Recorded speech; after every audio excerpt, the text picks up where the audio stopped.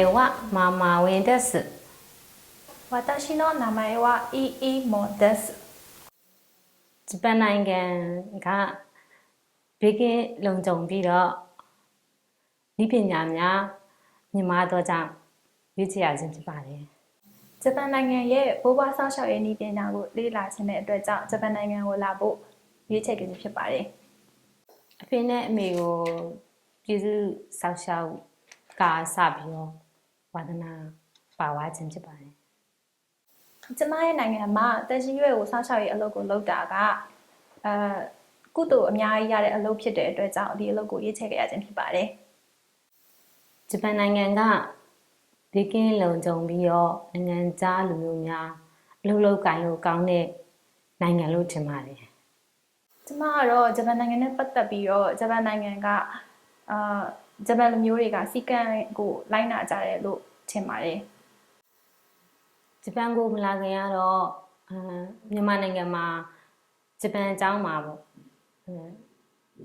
တောင်းတက်ပြီးတော့လေ့လာခဲ့ပါတယ်ဂျပန်ကိုရောက်ပြီးတဲ့နောက်မှာတော့ဘိုးဘွားပြုစုဆောက်ရှောက်ရေးစာအုပ်တွေဖတ်တာတို့အလုပ်ခွင်မှာရှိရဲ့ကိုယ့်ရဲ့အထက်လူကြီးတွေရှိကိုမသိတာကိုမသိတာတွေကိုမေးတာတို့လုပ်ပြီးတော့လေ့လာခဲ့ပါတယ် YouTube ထဲမှာရှာသလို internet ထဲမှာလည်းရှာပါတယ်အဲ့ဒီအပြင်စာအုပ်တွေထဲမှာလည်းလေ့လာဖြစ်ပါတယ် ရင်းနှီးစိန်ကန်တဲ့ဝင်ရခြင်းဖြစ်ပါတယ်ရင်းနှီးစိန်ကန်ဝင်တဲ့အလုပ်ဖြစ်ပါတယ် တက်ကြီးရဲ့ကိုတွေနဲ့စကားပြောပြီးတော့ကြော်ဖြတ်ရတာကိုစိုက်နှစ်တတ်ပါတယ် နေတဲ့အဆောင်နဲ့အလုံးနဲ့ကနီးတယ်ပေါ့နော်အဲ့ဒါကိုကြိုက်ပါတယ် အားလုံးအဆင်ပြေပါတယ် လွယ်တကူ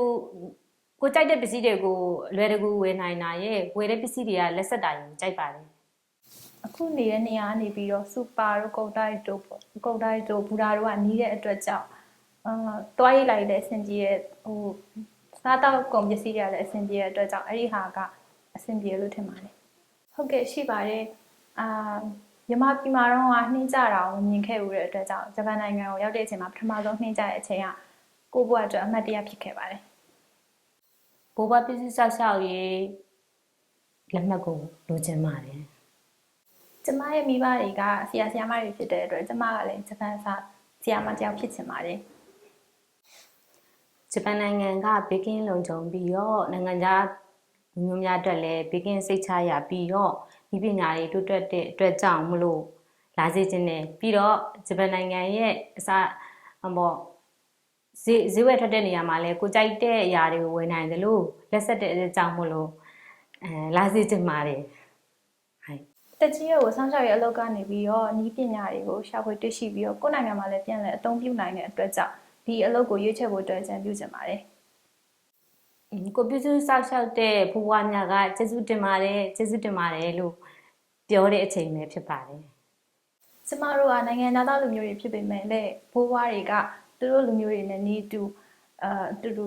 စကားတွေပြောပြီးပျော်ပျော်ရွှင်ရွှင်နဲ့နေခဲ့ရတဲ့အချိန်ဖြစ်ပါတယ် ဘိုးဘွားတွေရဲ့မိသားစုတွေနဲ့စကားပြောတဲ့အခါမှာဘိုးဘွားတွေရဲ့အကြောင်းနဲ့မြန်မာတော့မြန်မာနိုင်ငံရဲ့အကြောင်းတွေပဲဖြစ်ပါတယ် ဟုတ်ကဲ့ရှိပါတယ်အဖိုးဘွားတွေရဲ့အကြောင်းနဲ့ကိုယ့်နိုင်ငံရဲ့အကြောင်းတွေကိုယ့်အကြောင်းတွေပဲဖြစ်ပါတယ် ဟုတ်ကဲ့ရှိပါတယ်တော်တော်များများနေသားကြလာပြီလို့ပြောချင်းခံရပါတယ်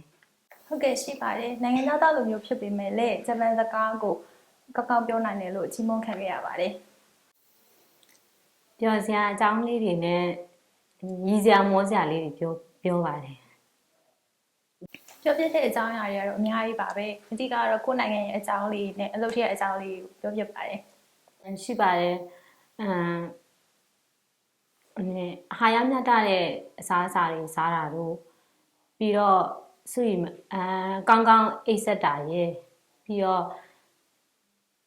ဆေးကိုတည်တည်ကြကြပေါ့နော်အချိန်မှန်တောက်တာတွေဖြစ်ပါတယ် ဟုတ်ကဲ့ရှိပါတယ်ဒီတက်ကြီးရုပ်ပြုဆောက်ရှောက်ရေးအလုပ်ကိုလုပ်ပြီးတော့တက်ကြီးရုပ်တွေကနေ့တိုင်းရင်သွေးစိတ်ကန်တွေကိုရင်သွေးဝင်စိန်တာကခန္ဓာကိုယ်အတွက်ကောင်းမွန်နေဆိုတာကိုသိလိုက်ရပြီးတော့ဒီဟာကဒီကိုယ့်ရဲ့ဖြတ်တန်းတဲ့ဘဝအတွက်အရင်ကောင်းမွန်တဲ့ အရာတစ်ခုဆိုတာသိခဲ့ရပါတယ် โอเคရှိပါတယ်မြန်မာမှာတင်ကြားခဲ့တာက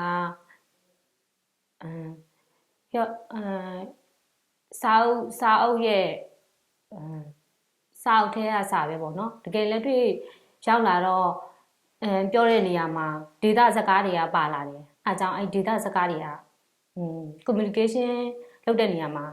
နည်းနည်းခက်ခဲပါတယ်ပေါ့နော်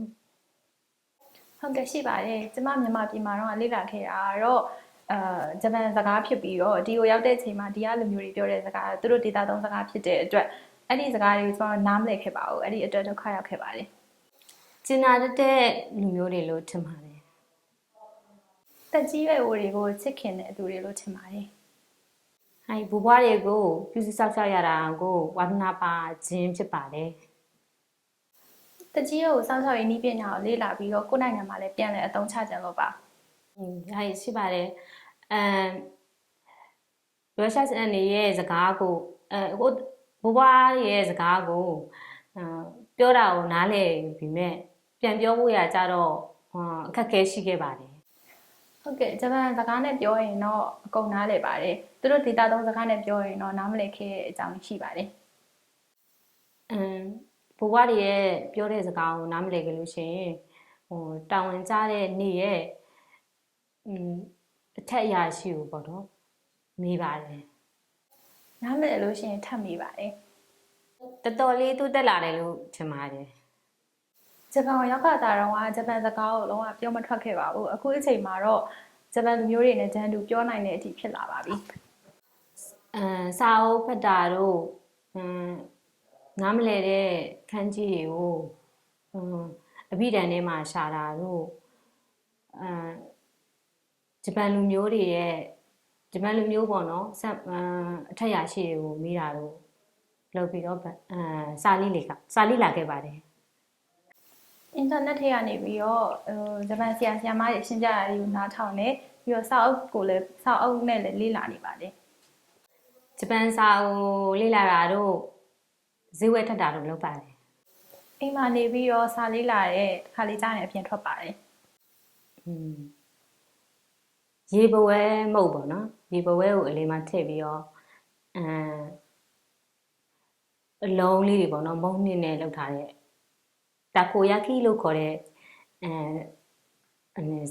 မုတ်ကိုကြိုက်ပါတယ်ခါရဲလိုက်စုလို့ခေါ်တဲ့ဗမာပြည်မှာဆိုလို့ရှိရင်ပိတ်ကလာဟင်းနဲ့တူတယ်ပေါ့နော်အရသာရှိတဲ့အဲ့ဒီဟင်းကိုကြိုက်ပါတယ်ဂျပန်ပင်လယ်ဆိုလို့ရှိရင်ရေတွေကလည်းတန့်ရှင်းပြီးတော့အပြရအောင်ဖြစ်ပြီးတော့လှိုင်းလုံးကြီးတွေကလည်းစီးစင်းနေတဲ့အတွက်ကြောင့်မလို့တော်တော်လေးကိုစိတ်ခံစားမှုကောင်းပါတယ်တော်တော်လေးလည်းလှပါတယ်တိုက်ခန်းနေပြီးတော့စပိန်နဲ့သွားလို့ရှိရင်10နှစ်လောက်ပဲကြာပြီးတော့အိုတိုကီနော့မိုရီလို့ခေါ်တဲ့နေရာမှာပန်းတွေကအရန်ကိုလှတဲ့အတွက်အဲ့ဒီနေရာကကြိုက်နေတတ်ပါတယ်ဂျပန်နိုင်ငံကနိုင်ငံခြားလူတစ်ပါးများအတွက်ပေါ့နော်ဘေးကင်းစိတ်ချရပြီးတော့အဖိုးဘွားတွေကိုစောက်ရှောက်တဲ့နည်းပညာတွေကလည်းမြင်မာပြီးတော့လိုချင်တဲ့ပစ္စည်းတွေကိုလည်းလွယ်တကူဝယ်နိုင်ပြီးတော့ဝယ်တဲ့ပစ္စည်းတွေကလည်းရည်သွေးကောင်းပြီးတော့လက်ဆက်တဲ့အတွက်ကြောင့်မလို့လာစေချင်ပါတယ်လို့အကြံပြုချင်ပါတယ်မြန်မာလူမျိုးတွေကမြန်မာနိုင်ငံမှာလည်းပေါ့နော်ဒီကုသိုလ်တွေကိုလိုချင်တဲ့အတွက်ကုသိုလ်ရမယ့်အလုပ်တွေကိုနေ့တိုင်းရှာပြီးတော့လုပ်နေကြပါတယ်အဲ့ဒီအတွက်ကြောင့်ဒီအလုပ်ကိုရွေးချယ်မယ်ဆိုလို့ရှိရင်ဒီအလုပ်ဟာဆိုလို့ရှိရင်တကြီးပြုစုစောင့်ရှောက်ရေးဆိုတာကကိုယ့်ရဲ့မြန်မာနိုင်ငံမှာလည်းအရန်ကိုကုသိုလ်ရတဲ့အလုပ်ဖြစ်တဲ့အကြောင်းဒီအလုပ်ကို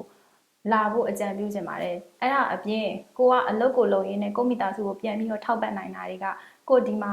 ကိုဘဝဖြတ်တန်းနေနေကိုရဲ့ပျော်ရွှင်မှုကိုရဲ့စိတ်ခံစားချက်တွေကပျော်ရွှင်မှုတွေကိုရလာဖြစ်တဲ့အတွက်ဒီအလုပ်နဲ့လာဖို့အကြံပြုချင်ပါတယ်ဂျပန်နိုင်ငံကလုံနေစိတ်ချရပြီးတော့